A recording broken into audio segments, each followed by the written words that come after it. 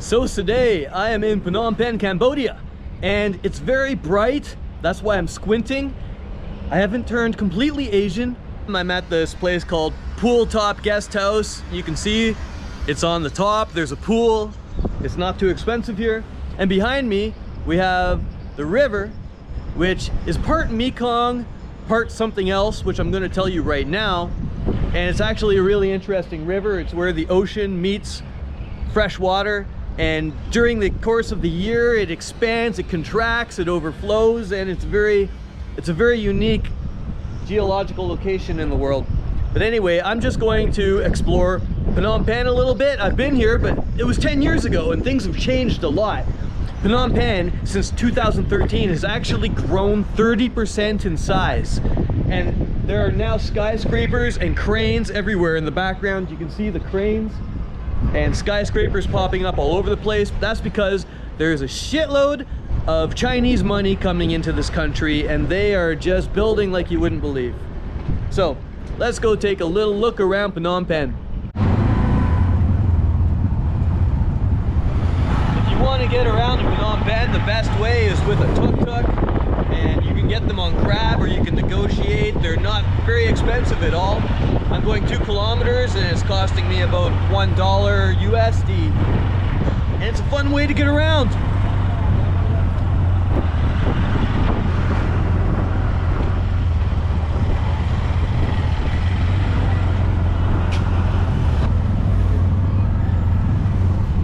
Okay. Bye-bye. Bye-bye. It's funny because there was a tuk-tuk driver camped outside of my last guest house, and he just kept waiting for me to come and take a ride with him. Well, I just book it on Grab because it's easier, it's cheaper, and I don't have to negotiate, don't have to deal with any nonsense. I feel bad for any of these drivers who aren't on the app. Okay, here is my new place. The Villa Papillon. Let's take a look. Oh. Hello. Oh, hello, little doggy. Oh, big growl. Maybe not so happy, that doggy. Here's a little pussy.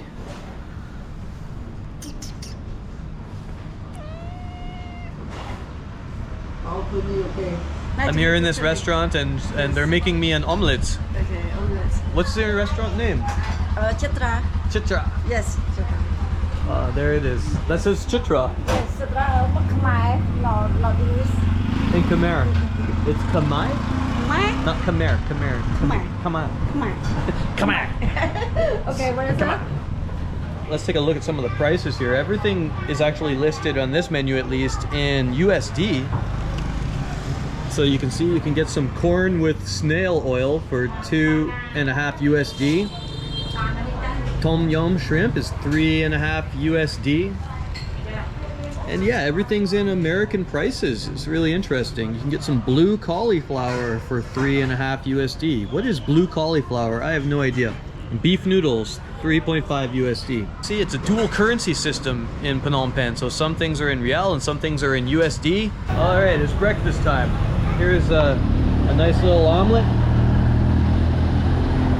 And it's not, I asked for an omelet, but I got a fried egg, that's okay.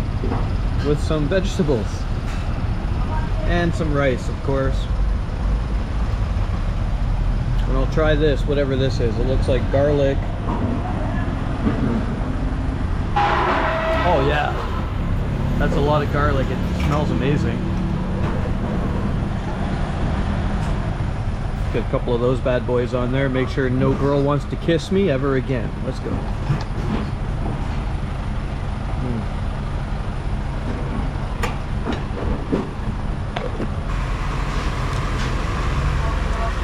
It's nice. Well, it looks like I found the banking district here on this very busy street. You can see Phnom Penh has skyscrapers, banks, and modern buildings on this side, and then down here you have good old town Phnom Penh. now in the Chamkarmon district, which is the most popular district with foreign expats. And here you're going to have trendy shops, high-end stores, nice cafes, stuff like that. I've never been here before, so let's just journey around and see what we can see. It looks like we have steamed buns. Hello. Japanese fried chicken. I've only been in Chamkarmon for about 2 minutes. I've already found a vegan food restaurant. Backyard, healthy and organic.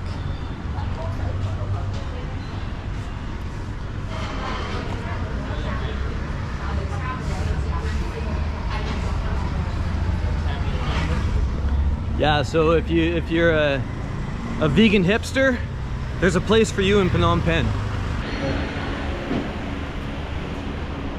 Well, I can't take photos apparently, but I can take video. We got Lamborghinis here. Incredible. They're like, no photos, but the door's wide open, so I'm gonna film it anyway. Look at that. Rich people in Phnom Penh.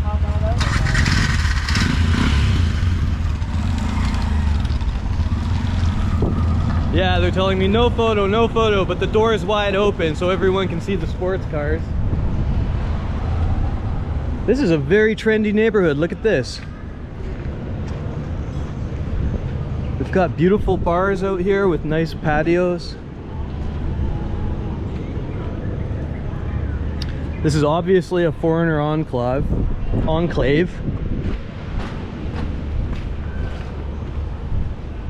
It reminds me a little bit of Bangkok. We got Japanese food.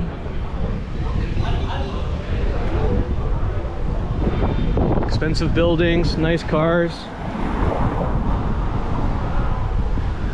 Look at this.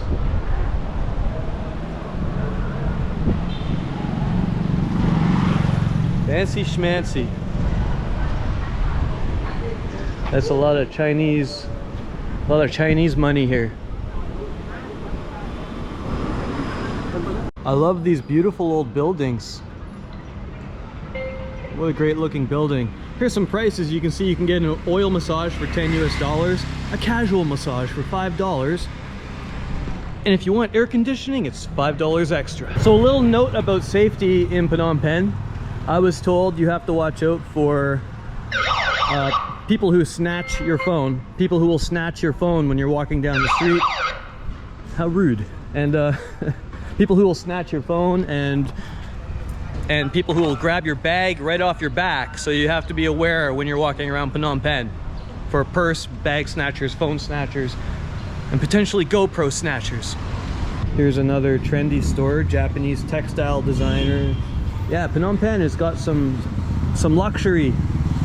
When I was here 10 years ago, it wasn't like this. I don't even know if this neighborhood existed 10 years ago. So behind me is a cafe that's very popular here. It's called Brown. I don't usually drink coffee here because it's overpriced and it's not that great, but look inside. I'll show you how beautiful it is.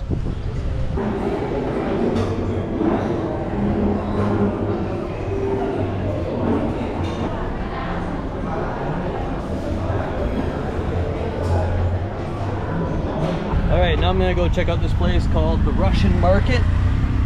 It used to be a market popular with Russians, therefore it's called the Russian Market. Let's go see.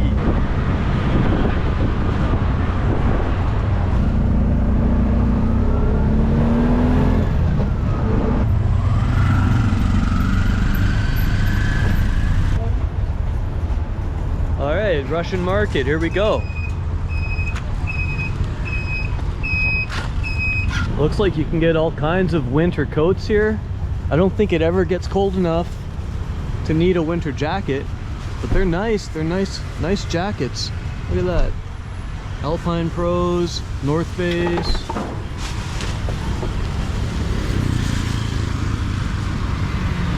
Calvin Klein underwear. Nice jackets, North Face, look at that. Made in Cambodia.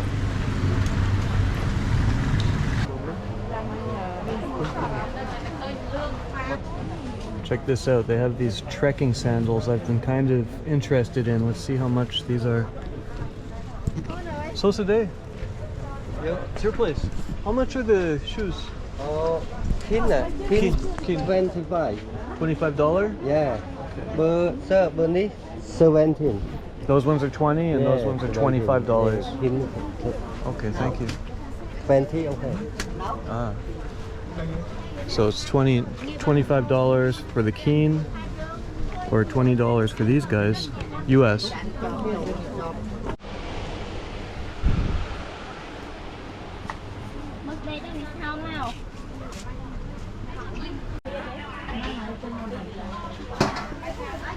Alright, so I'm in the food section. Obviously, we've got all kinds of produce and meats.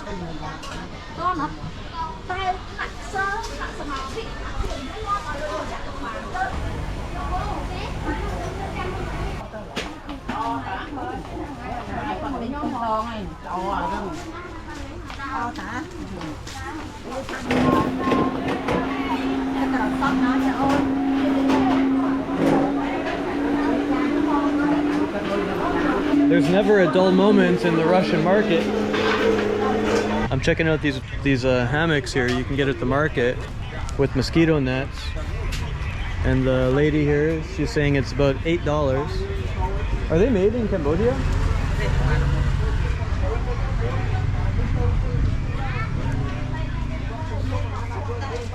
And here's some regular hammocks. And your family owns this whole business? This girl wanted to sell me a hammock for $8 US, a nice hammock with a mosquito net. And I wanted it, but I just don't need it, you know, I don't have any room for it. And she got so disappointed. She was so sad. And this happens all the time in these markets. The average high annual wage for a Cambodian worker is $200 US a month. That's if you're well paid. And consider that, I make 200 US in a day and sometimes in an hour as a copywriter and a consultant. I wish I could just help everybody, but I can't. All right, it's coffee time. So I found myself a little coffee shop and here's my barista. And I'm going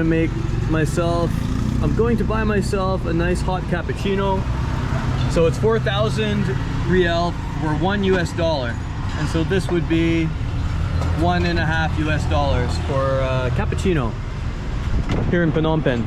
They have the fancy cafes and you can spend up to $4 or $5 for a cappuccino. But I'm usually thrifty and I'm buying from these little street side cafes. They're everywhere. And you can get a cappuccino or an Americano for $1 US. Look at this intersection. It's absolutely wild. Tuk-tuks everywhere. I would say tuk-tuks are the #1 job in Phnom Penh. I've had a lot of people in my recent videos commenting, oh, why do you put it? No, I don't need the plastic bag. Oh. Yeah, save the whales.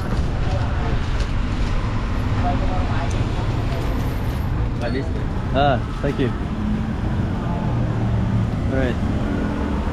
As I was saying, I've had a lot of people in my recent videos say, how dare you put your camera in their face? Can't you tell they don't want to be filmed? I almost always ask permission. Hey, do you mind if I film? But the problem is that when I do that, people become stiff and you get this face. So if I just pull out the camera and I'm talking and I kind of just swing the camera around or I hold it down here, you get nice natural reactions from people. And those shocked looks you see on people's faces, that's always from me asking, hey, do you mind if I film this? One, they don't speak English most of the time, so they don't know what I'm asking, or they think I'm taking a photograph. So I always say it's better to ask forgiveness than permission when it comes to travel vlogging. Look at this. Look at these guys working so hard. It blows me away how hard people work on this side of the world and in a lot of these economically troubled countries that I go to. And I feel incredibly blessed that I was born, out of all the infinite possibilities in the universe, as a white male from Canada. And thank you, mother and father, for genetically gifting me with incredible intelligence and charm and good looks. Life could have been a lot different. I could have been born a cow with developmental disabilities in Iraq. True story, but I haven't always been a vlogger or a life coach or a copywriter. I've actually had more jobs than you could possibly imagine. I've worked as a gas station attendant. I was robbed once as a gas station attendant by a man pretending to have a gun in his pocket. I've worked in construction. I've worked every kind of labor job you can imagine, from roofing to installing carpets. I used to clean air ducts. I've worked in factories. I've worked pretty much everywhere. I've worked as a garbage man. I've worked as a mover. I moved houses. I worked in the film industry as an actor. I worked in lighting and set design. Oh man, I've done everything. And now I get to do this. I think it's time for a coconut. One coconut for me. You can get a nice fresh coconut here in Phnom Penh for about $1. And they're really great when it's hot because they're full of electrolytes and they'll keep you from dying. Oh, you have a cold one. Ah, yes.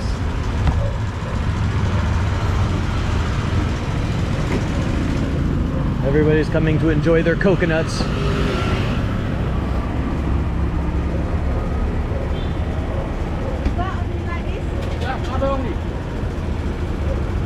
Oh, it's already ready. Coconut the same. Same. There's stories of people who got stranded on desert islands and lived solely on coconuts. They drank the coconuts, they ate the coconuts, they probably made love to the coconuts. You drink here? Yes, I drink right now.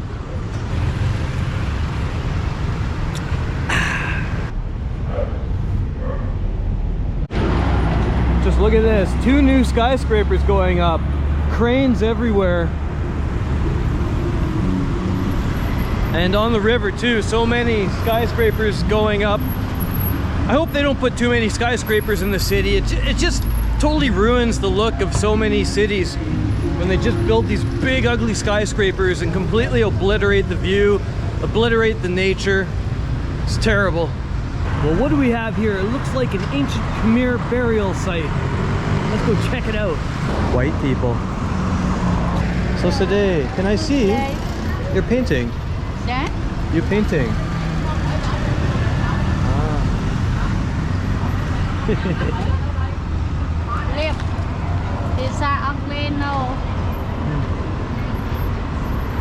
Beautiful. Wow, so cool.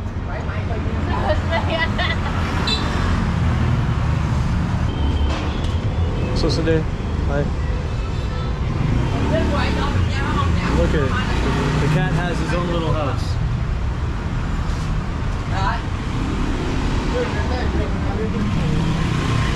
There must be a temple down here, that's what I'm assuming. A wat. I'm not sure what they're called in Cambodia. In Thailand it's called a wat.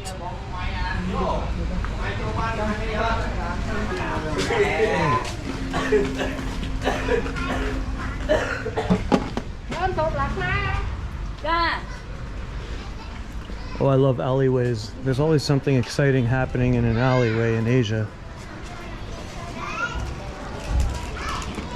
Hello. Hello. Look at this. There's a nice garden. Good dog.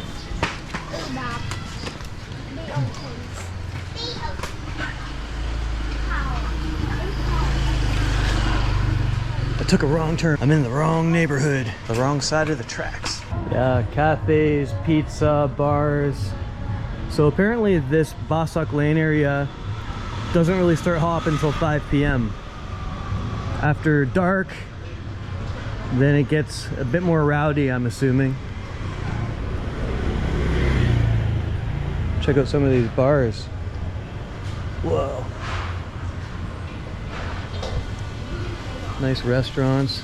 noodle houses, poke bowls. I think I just stumbled into the hipster neighborhood here, right? Right, yeah. Yes. Yes. Many people with fixed gear bicycles and a mustache that you're twirling.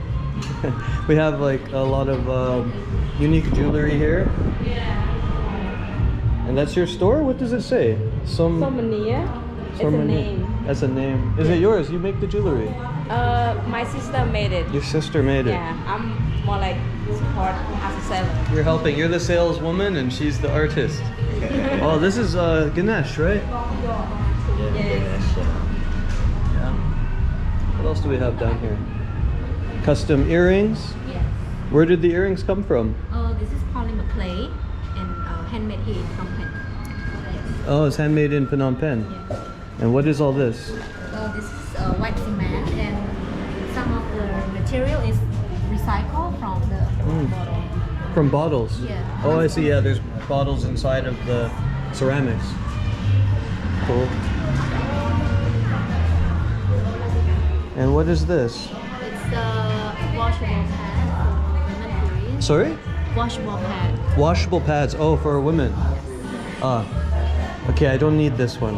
Yeah, I know. Maybe the soap though. Yeah, free for you. Maybe if I want to become a woman, then no. It's hard to imagine, but on the 17th of April in 1975, the dictator and communist Pol Pot ordered the city of Phnom Penh to be emptied. What he did was he claimed that the Americans were coming and they were going to bomb the living hell out of the city and destroy everything and kill everybody. And this terrified the local people enough to convince them to leave the city, where he then killed 1.7 million people. It's not something I want to focus on when I do my videos here in this country of Cambodia, but it is part of history and it is very fascinating just to imagine that this wonderful city was just emptied out completely in one day. It's such a strange juxtaposition because behind me I have tuk-tuks and street vendors selling meat on a stick. We have this beautiful little piece of nature here in this park, and in the background we have mega structures funded by Chinese investment, most likely. And it's just such a strange clash of wealth, poverty, and culture.